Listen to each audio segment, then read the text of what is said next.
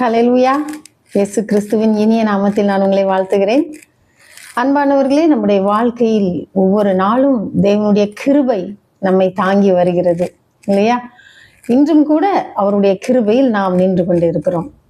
அன்பானவர்களே, ஒவ்வொரு நாளும் ஒரு விதமான போராட்டங்கள் நமக்கு வருகிறது. இன்றைக்கு இந்த பிரச்சனையிலிருந்து நான் விடுதலையாகிவிட்டேன் என்று நினைத்து கொண்டு இருப்போம். சரி என்று மூச்சு விட்டு இருப்போம், அதுக்குள்ளே அடுத்த பிரச்சனை வந்துடும். இப்படி தினம்தோறும் ஒவ்வொரு பிரச்சனைகளை நாம் எதிர்கொண்டு போகும் பொழுது நம்முடைய உள்ளம் சில வேளைகளில் துவண்டு போய்விடும். அதுவும் நம் பிள்ளைகளுக்கு ஒரு பிரச்சனை என்றால் மிகவும் வேதனைப்படுவோம். ஏன் என் பிள்ளைக்கு இந்த பிரச்சனை, ஏன் என் மகனுக்கு இந்த பிரச்சனை, எனக்காக இருக்கிறது என்னுடைய குழந்தைகள் தான், அவங்களுக்கு ஏன் இந்த மாதிரி எல்லாம் நடக்குதுன்னு சொல்லி நம்முடைய இருதயம் வேதனைப்பட்டு விடும். சில நேரத்தில் நமக்கு நியாயமாய் கிடைக்க வேண்டியது கிடைக்காமல் இருக்கும். அதை நினைத்து நம்முடைய இருதயம் வேதனைப்படும். வேத புஸ்தகத்திலும் அப்படிதான்.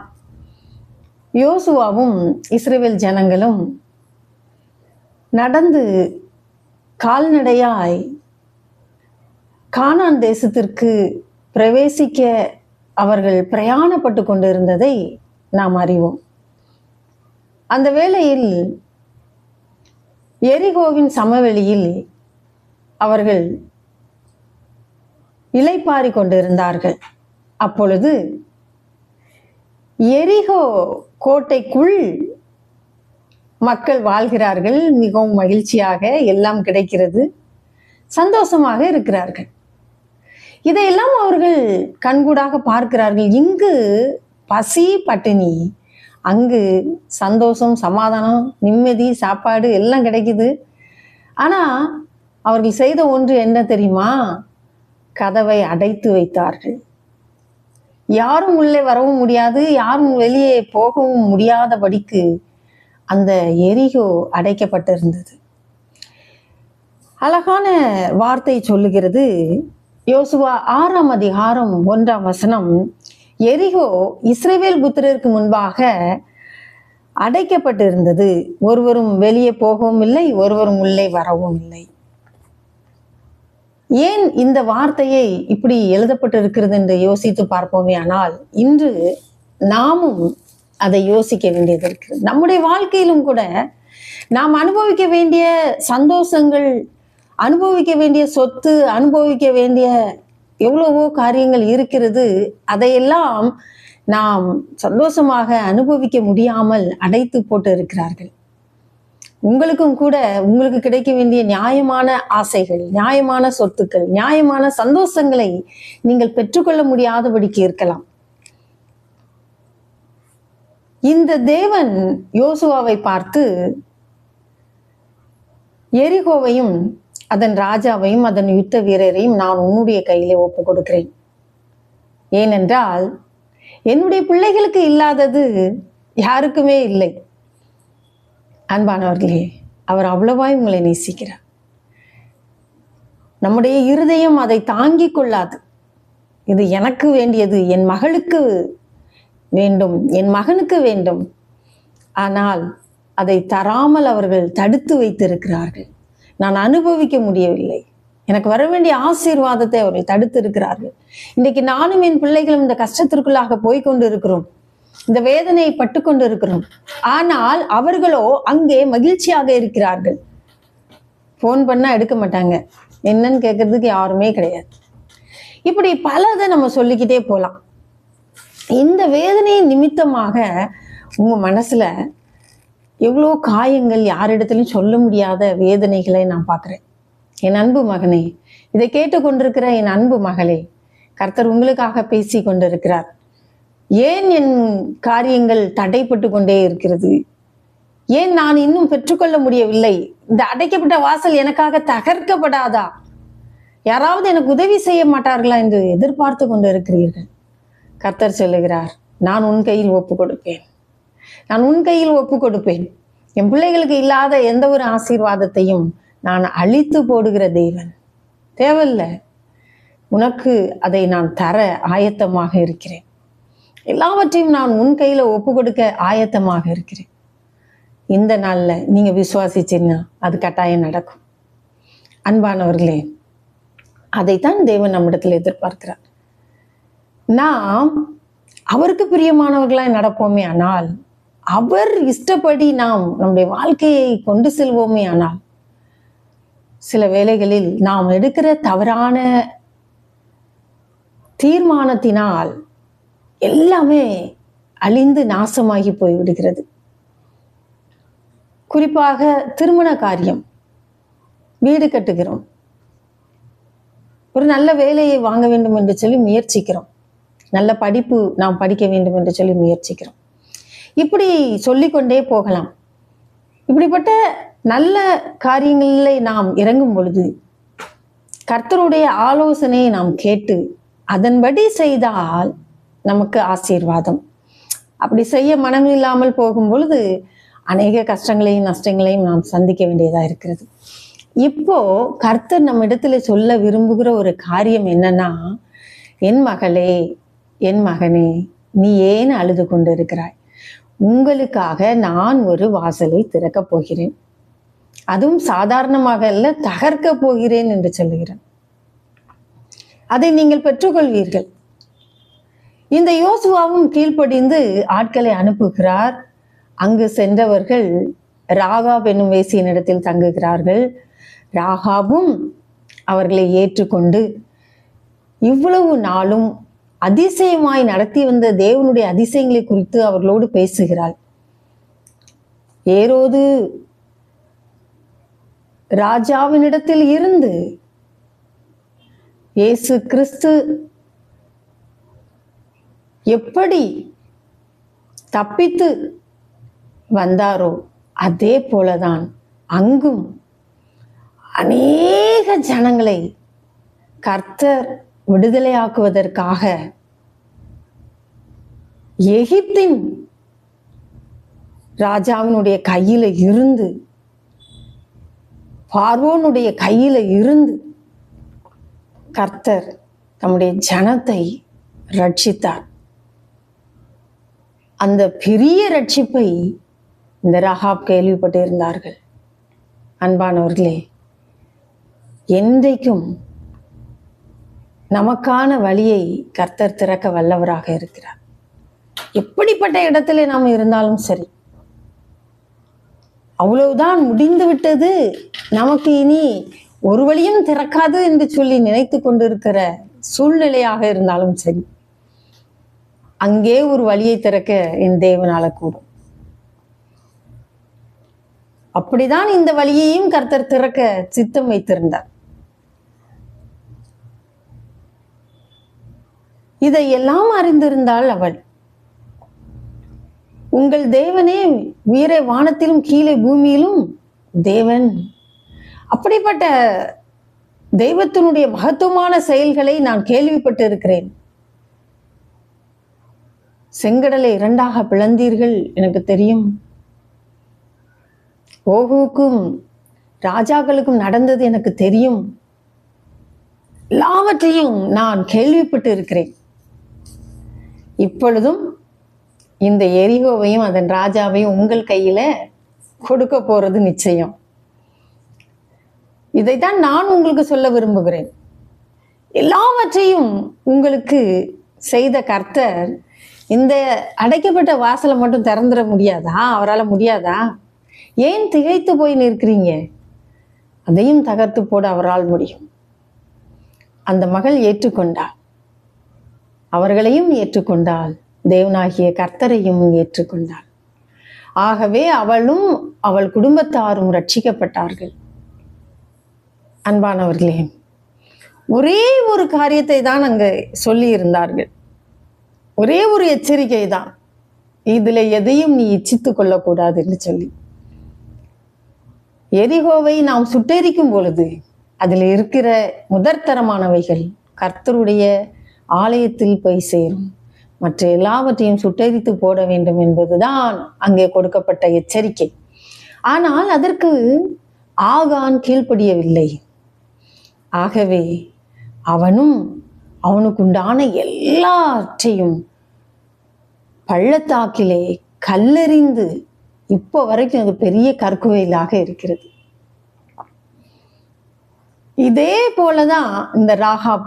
ஆனா அவள் செய்த நற்கிரியை இந்நாள் வரைக்கும் இருக்கிறது என்று சொல்லப்பட்டிருக்கிறது. வேத புஸ்தகத்தில் எழுதி இருக்கிறது, இந்நாள் வரைக்கும் இருக்கிறது. பாருங்க, அவளையும் அவள் தகப்பன் வீட்டாரையும் அவளுக்குள்ள யாவையும் யோசுவா உயிரோடே வைத்தான். அவள் இந்நாள் வரைக்கும் இஸ்ரவேலின் நடுவிலே குடியிருக்கிறாள் என்று எழுதப்பட்டு இருக்கிறது. அப்போ இந்நாள் வரைக்கும் இஸ்ரவேலின் நடுவில் அவள் எப்படி குடியிருக்கிறாள் என்று பார்த்தால், மத்தேயு 1:5 சொல்லப்பட்டு இருக்கிறது, போவாஸ் யாரிடத்தில் பெற்றான்? இந்த கேள்விக்கான பதிலை நீங்கள் எனக்கு சொல்லலாம். உங்களுக்கான பரிசு காத்து கொண்டிருக்கிறது. நீங்கள் பரிசை நிச்சயமாக பெற்றுக்கொள்ள முடியும். போவாஸ் யாரிடத்தில் பெற்றான் என்று எழுதப்பட்டு இருக்கிறது. பாருங்கள், அப்படி வேதாகமத்தில், அதுவும் இயேசு கிறிஸ்துவின் வம்ச வரலாற்றில் இடம்பெற்ற ஒரு மகள், இந்நாள் வரைக்கும் அவள் குடியிருக்கிறாள், இஸ்ரவேலின் நடுவிலே குடியிருக்கிறாள். நீங்க செய்கிற நற்கிரியைகள் ஒவ்வொன்றும் தேவனுடைய பார்வைக்கு அருமையானது. சில நேரத்துல நான் இவ்வளோ நல்லது செஞ்சேன், யாருமே என்னை நினைக்கல, எல்லாரும் மறந்துட்டாங்க, எனக்கு எந்த லாபமும் இல்லைன்னு நினைக்காதீங்க. தேவன் மறக்கவே மாட்டார். கர்த்தர் மறந்து போகவே மாட்டார். நாம் செய்த எல்லாவற்றையும் அவர் நினைவில் வைத்து திரும்ப கொடுக்கிற தேவனாக இருக்கிறார். அவர் நினைவு கூறும் தெய்வம். ஆகவேதான் இந்த ராகாபும் கர்த்தரே தெய்வம், அவரே எனக்கு போதும் என்று சொல்லி அவரை உறுதியாக பற்றி கொண்டது நிமித்தமாக அவள் குடும்பமே காக்கப்பட்டது. அன்பானவர்களே, நீங்களும் நானும் எப்படி வாழ்ந்து கொண்டிருக்கிறோம்? இந்த உலகத்துல எவ்வளோ காரியங்கள் நடந்து கொண்டிருக்கிறது. இதையெல்லாம் கவனித்து கொண்டுதான் இருக்கிறோம். ஆனாலும் கூட நம்முடைய இருதயம் என்ன சொல்லுது? இன்னும் கொஞ்ச நாள் தூங்குனா நல்லா இருக்கும், இன்னும் கொஞ்ச நாள் போட்டோம், அவரிடத்துல மனம் திரும்புறதுக்கு நாள் இருக்கு, இப்ப என்ன அவசரம்? சகாயமின்றி சடுதியில் நாசம் அடைவாய் என்று சொல்லப்பட்டிருக்கு. அதுதான் நடந்துரும் அப்புறம். ஆகவே ஒவ்வொரு நாளும் அவருடைய கிருபையை நாம் கேட்க வேண்டியது அவசியம். அவருடைய கிருபையில தான் நம்ம நிற்க முடியும். அவர் கிருபை இல்லாம நம்ம இல்லை, அதுதான் மறந்து போய்விடக்கூடாது. அன்பானவர்களே, இயேசு கிறிஸ்து இந்த உலகத்தில் மனித அவதாரம் எடுத்து வாழ்ந்து வந்த நாட்களில் அருமையான ஒரு உவமையை சொன்னதை நாம் பார்க்கிறோம். லூக்கா 10:30 முதல் அது இருக்கிறது. இதைத்தான் கர்த்தர் இன்றைக்கு உங்களுக்கு சொல்ல விரும்புகிறார். பாருங்க, நம்முடைய வாழ்வில் தேவனாகிய கர்த்தர் இந்த எரிகோ வேண்டாம் என்று சொல்லி தகர்த்து போட்டு இருக்கிறார். எரிகோவை கட்டும்படி எழும்புகிற மனுஷன் அதன் அஸ்திபாரம் போடும் பொழுது மூத்த குமாரனையும் அதன் நிலைக்கால்களை வைக்கும் பொழுது இளைய குமாரனையும் சாக கொடுப்பான் என்று சொல்லி நூனின் குமாரனாகிய யோசுவாவை கொண்டு கர்த்தர் கட்டளையிட்டார் என்று எழுதப்பட்டு இருக்கிறது. வேத புஸ்தகத்தில் யார் அதை கடைபிடிக்கவில்லை? யார் மூத்த குமாரனையும் இளைய குமாரனையும் சாக கொடுத்தது? யாருக்காவது தெரியுமா? இந்த ஆன்சர் தெரியும்னா திரையில் தெரிகிற இந்த நம்பருக்கு வாட்ஸ்அப் மூலமாக எனக்கு தெரியப்படுத்துங்கள். உங்களுடைய பரிசுகளை நீங்கள் பெற்றுக்கொள்ளலாம். சரிங்களா? யார் இந்த எரிகோவை கட்டும்படி எழும்பியது? அந்த கேள்வி அதுதான், யார்? சரியா? ஆகாப் ராஜா அரசாண்ட நாட்கள்ல கட்டுனாங்க இல்லையா? கட்டி மூத்த குமாரனையும் இளைய குமாரனையும் சாக கொடுத்தது தான் யாருன்னு கேட்டிருக்கேன். அது எனக்காக நீங்கள் விடையை வாட்ஸ்அப் மூலமாக தெரியப்படுத்தி உங்களுடைய பரிசுகளை பெற்றுக்கொள்ளலாம். சரி, அப்படிப்பட்ட ஒரு சாபத்தை சொல்லி இருக்க இங்கு அருள்நாதர் இயேசு கிறிஸ்து சொல்லுகிறார். வாசிக்கட்டுமா உங்களுக்காக?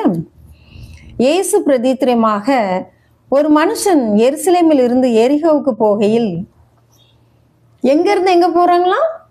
எருசலேமில் இருந்து எரிகோவுக்கு போறாங்களாம். போலாமா? நீங்களே சொல்லுங்க. இப்பதான் எரிகோவை தகர்த்து போட்டுட்டு யோசுவாவை வைத்து தேவனாகிய கர்த்தர் அழகான ஒரு தீர்ப்பு சொல்லிட்டாரு. யாராவது எரிகோவை கட்டும்படி எழுந்திருந்தீங்கன்னா அதோடு சொல்லி முடிஞ்சிச்சு. அப்படின்னா என்ன? எரிகோன்னா என்ன? தேவனுக்கு பிரியல்லாத காரியம். கர்த்தரிடத்துல நீங்க அண்டி சேர முடியாதபடிக்கு அடைப்பட்டு இருக்கிற காரியம். எந்த காரியத்தை நீங்கள் தேவனுக்கு பிரியமில்லாமல் செய்கிறீர்களோ அது எல்லாமே எரிகோதான். அப்படிப்பட்ட அந்த ஒரு எரிகோக்குள் மறுபடியும் நீங்க கட்டுனீங்கன்னா தேவனாகிய கர்த்தர் உங்களுக்கு வாரிசு இல்லாம பண்ணி போட்டுருவார்.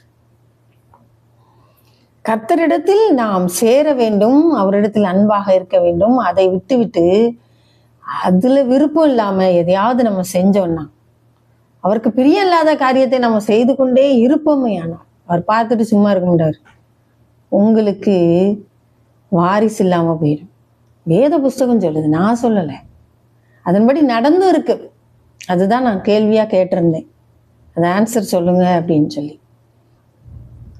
அன்பானவர்களே, இப்போ கூட ஒன்றும் குறைஞ்சி போகல. இந்த செய்தியை கேட்டுட்டு இருக்கிறீங்கல்ல, வேதத்துல கர்த்தர் என்ன சொல்லியிருக்கிறாருன்னு உங்களுக்கு நல்லா தெரியும். அவருக்கு பிடிக்காதது என்னது? எரிகோ, பாவ செயல். கர்த்தருக்கு முதலிடம் கொடுக்காம, அவருடைய பிள்ளைகளுக்கு முதலிடம் கொடுக்காம நம்ம இஷ்டத்துக்கு வாழ்ந்தா தேவனுக்கு அது பிடிக்கவே பிடிக்காது. அதை உடைச்சி போட்டுருவார். நமக்கும் ஆசீர்வாதம் இல்லாம போயிடும், வம்சமே இல்லாம போயிடும். அப்போ இப்ப என்ன பண்ணலாம்? இவன் எருசலேமில் இருந்து எரிகோவுக்கு போகிறான். போகையில் கள்ளர் கையில் அகப்பட்டு கொண்டான் என்று சொல்லப்பட்டிருக்கிறது. அப்ப அந்த கள்ளர் கையில இவங்க மாட்டிக்கிட்டாங்க. கள்ளர்கள் அவனுடைய வஸ்திரத்தை எடுத்துக்கிட்டாங்க, இவனுக்கு உண்டான எல்லாத்தையும் எடுத்துக்கிட்டாங்க, அடிச்சு குத்தி குற்றுயிரும் கொலையுமா போட்டுட்டாங்க. அந்த வழியாக ஒரு ஆசாரியர் வருகிறார், அவரும் பார்த்துட்டு பக்கமாய் விலகி போனார். ஒரு லேவியர் வருகிறார், அவரும் பார்த்துட்டு பக்கமாய் விலகி போனார். யாரும் அவரை காப்பாற்ற முன் வரவில்லை. அதன் பிறகு சமாரியன் ஒருவர் அந்த வழியாக வருகிறார். அவர் பார்க்கிறார், மனது உருகுகிறார். கிட்ட போய் காயங்களுக்கு எண்ணெயும் திராட்சை ரசமும் வார்க்கிறார். அதோடு விட்டு போகவில்லை, தன் சுய வாகனத்தில் அவரை ஏற்றி என்று எழுதப்பட்டிருக்கிறது. இந்த சமாரியன் யார்? நல்ல சமாரியன் இயேசு என்னை தேடி வந்தாரே, நல்ல சமாரியன் இயேசு என்னை தேடி வந்தாரே. அவருடைய சுய வாகனம் எது? இது மூன்றாவது கேள்வி. அவருடைய சுய வாகனம் எது? அந்த சுய வாகனத்தில் அவனை ஏற்றி சத்திரத்திற்கு கொண்டு போய் அங்கே அவனை பராமரித்தான். சத்திரத்திற்கு கொண்டு போய், அன்பானவர்கள் நல்லா புரிஞ்சுக்கோங்க, குற்றுயிரும் கொலையுருமாக யாராலும் காப்பாற்ற முடியாத நிலையில் கிடந்த அந்த நபரை யாருமே கண்டுகொள்ளவில்லை. நல்ல சமாரியனாகிய இயேசு கிறிஸ்து கண்டு கொண்டார், தன்னுடைய சுய வாகனத்தில் ஏற்றி கொண்டார், சத்திரத்திற்கு கொண்டு சென்றார், அங்கே அவனை பராமரித்தார். இங்கே சத்திரம் எது? இங்கே குறிப்பிட்டிருக்கிற இந்த சத்திரம் எது? ஏன் சத்திரத்திற்கு கொண்டு போய் பராமரிக்க வேண்டும்? அன்பானவர்களே, இந்த சுய வாகனம் என்று சொல்லப்படுகிற அந்த வாகனம் வேறு எதுவும் இல்லை, சிலுவை தான். அந்த சிலுவையில் அவர் தன் ஜீவனை கொடுத்து நம்மை மீட்டெடுத்தார். மீட்டெடுத்து அப்படியே விடவில்லை, சத்திரமாகிய சபையை உருவாக்கினார். தன்னுடைய இரத்தத்தை சிந்தி உருவாக்கப்பட்டதுதான் திருச்சபைகள். அந்த சபையை உருவாக்கி அந்த சபையில் கொண்டு வந்து நம்மை பராமரித்து அவர் கடைசியாக சொல்லுகிற ஒரு வார்த்தை, நான் திரும்பி வரும்போது மறுநாளிலே 35ஆம் வசனம், மறுநாளிலே நான் புறப்படும் போது 2 பணத்தை எடுத்து சத்திரத்தான் கையில் கொடுத்து, நீ இவனை விசாரித்துக்கொள், அதிகமா ஏதாகிலும் இவனுக்காக செலவழித்தால் நான் திரும்பி வரும்போது அதே அவனுக்கு தருவேன். நான் போறேன்பா, நான் போறதுனால ஒரு 2 பணம் எடுத்து உங்ககிட்ட தரேன். அந்த 2 பணம் என்னன்னு நினைக்கிறீங்க? பரிசுத்த வேதாகமத்தில் உள்ள புதிய ஏற்பாடு, பழைய ஏற்பாடு. இந்த பணத்தை எடுத்து சத்திரத்தான் கையில் கொடுத்து, இதை நீ வைத்து கொண்டு உன்னிடத்தில் கொடுக்கப்பட்ட இந்த ஆட்டுக்குட்டிகளை மேய்ப்பாயாக, இதற்கு மிஞ்சி ஏதாவது நீ செலவழித்தால் நான் திரும்பி வரும்பொழுது நான் உனக்கு தருவேன்னு சொன்னார். எவ்வளவு பெரிய மனசு பாருங்க ஏசப்பாக்கு. அப்படி இந்த பரிசுத்த வேதாகமத்தை கொடுத்து அதன்படி நம்மளை வழிநடத்த வேண்டும் என்று சொல்லி சென்றவர். அன்பானவர்களே, ஒரு நாள் அவர் வரப்போகிறார், அவரை நாம் சந்திக்க போகிறோம். சரிங்களா? இப்ப நம்ம ஒப்பு கொடுத்து ஜெபம் பண்ண போகிறோம். ஏசப்பா, என்னை நீங்க சத்திரத்துலதான் விட்டுருக்கீங்க, தெருவில் விட்டுட்டு போல. நான் ஆலயத்துக்கு ஒழுங்காக போக வேண்டும். உம்முடைய ரத்தத்தையும் உம்முடைய சரீரத்தையும் நான் பானம் பண்ணி அதை விசுவாசித்து ஏற்றுக்கொண்டு நித்திய ஜீவனை நான் பெற்றுக்கொள்ள வேண்டும். தேவாலயத்தில் கொடுக்கிற உபதேசங்களுக்கு நான் கீழ்ப்படிந்து நடக்க வேண்டும். ஒப்பு கொடுப்போமா? இன்னைக்கு எத்தனை பேர் சர்ச்சை என்னத்த அப்படின்னு நினைக்கிறோம். அப்படியெல்லாம் நினைக்க கூடாது. சரிங்களா? இன்னைக்கு நம்ம ஒப்பு கொடுப்போம். அன்பின் பரலோக பிதாவே, எங்களோடு பேசின ஒவ்வொரு வாழ்க்கைக்காக நன்றி செலுத்துகிறோம். இந்த வார்த்தையின்படி எங்களை காப்பாற்றுங்கப்பா. உம்முடைய நித்திய ஜீவ வசனங்கள் எங்களுக்கு உயிர் ஊட்டுகிறதப்பா, அதுக்காக நன்றி செலுத்துகிறோம். என்னோடு இணைந்து ஜெபித்து கொண்டிருக்கிற ஒவ்வொரு பிள்ளைகளுக்காக நன்றி தகப்பனே. அவர்களையும் அவர்களுடைய எதிர்காலத்தை நீர் ஆசீர்வதித்து கொடுப்பீராக. யார் யார் தங்கள் பிள்ளைகளுக்காக திருமண காரியங்களுக்காக ஜெபித்து கொண்டிருக்கிறார்களோ அதுல இருக்கிற தடைகள் மாறட்டும், ஆசீர்வாதம் உண்டாகட்டும். இன்றைக்கு இயேசுவின் நாமத்துல அப்படி ஆகட்டும். குழந்தை பாக்கியத்திற்காக ஜெபித்து கொண்டிருக்கிற ஒவ்வொருவருக்காக நாங்கள் நினைவு கொடுக்கிறோம்ப்பா. அவர்களுக்கும் அப்படியே கிடைக்கட்டும், இயேசுவின் நாமத்தில் அப்படியே ஆகட்டும் என்று கட்டளையிட்டு ஜெபிக்கிறோம் தகப்பனே. இந்த மாதமே அவர்கள் கர்ப்பத்தில் ஒரு குழந்தையை கொடுத்தவர்களை ஆசீர்வதிப்பீராக. என் தகப்பனுடைய கரம் அதை செய்கிறதற்காக ஸ்தோத்திரம். பிள்ளைகளுடைய படிப்பிற்காக ஜெபித்து கொண்டிருக்க ஒவ்வொரு பெற்றோருக்காக நாங்கள் ஜெபிக்கிறோம். அவர்கள் தேவைகள் சந்திக்கப்படட்டும், பண தேவைகள் சந்திக்கப்படட்டும், கஷ்டங்காலங்கள் மாறட்டும். நோயினால் வேதனைப்பட்டு கொண்டிருக்கிற ஒவ்வொருவருக்காக நாங்கள் ஜெபிக்கிறோம் கர்த்தாவே. அவர்களுக்கு இப்பொழுதே பரிபூர்ண சுகம் ஆரோக்கியம் உண்டாகட்டும்.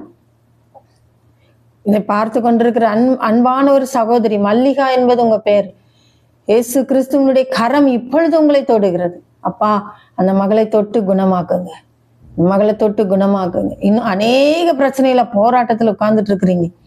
கர்த்தர் எல்லாவற்றிலிருந்து உங்களை விடுதலை ஆக்குவேன் என்று சொல்லுகிறார். அடி வயிற்றுல வலி, வேதனை, தேவையில்லாத கஷ்டங்கள், மூச்சு திணறல்கள், அடிக்கடி சளி தொந்தரவுகள் இயேசுவின் நாமத்துல போ வெளியே என்று கட்டளையிட்டு ஜெபிக்கிறேன். விடுதலை ஆகட்டும். ஒரு பெரிய அற்புதம் செய்யும், ஆசீர்வதியும். இயேசு கிறிஸ்துவின் நாமத்தில் ஜெபிக்கிறோம் நல்ல பிதாவே. ஆமேன், ஆமேன்.